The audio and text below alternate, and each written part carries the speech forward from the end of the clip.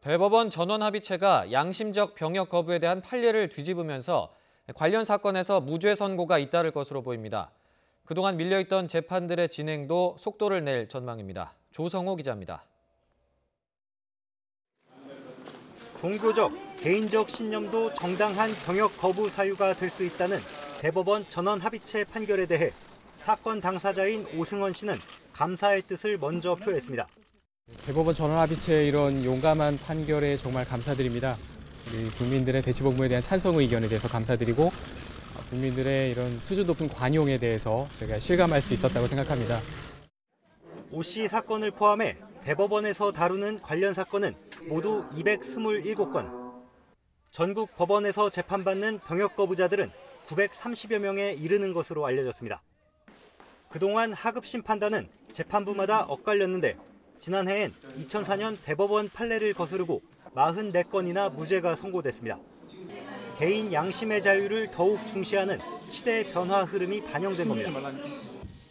대법원은 이번 판결을 통해 어디까지가 정당한 양심인지 판단하는 기준을 제시했습니다. 절박하고 구체적인 양심은 신념이 깊고 확고하고 진실해야 한다며 병역 거부자의 전반적인 삶의 모습을 살펴보고 판단해야 한다고 밝혔습니다. 따라서 이런 과정을 거친 무죄 판결이라면 대법원에서 그대로 확정될 가능성이 큽니다.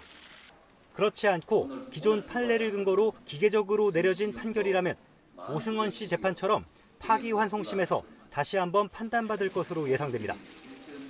다만 이미 내려진 확정 판결에까지 영향을 미치는 건 아니어서 유죄 판결이 확정돼 수감 생활을 마쳤다면 구제받지 못합니다. 병무청이 고발한 사건을 수사하는 검찰도 대법원 판결을 근거로 사유가 정당한 병역 거부라면 대거 무혐의 처분할 것으로 보입니다.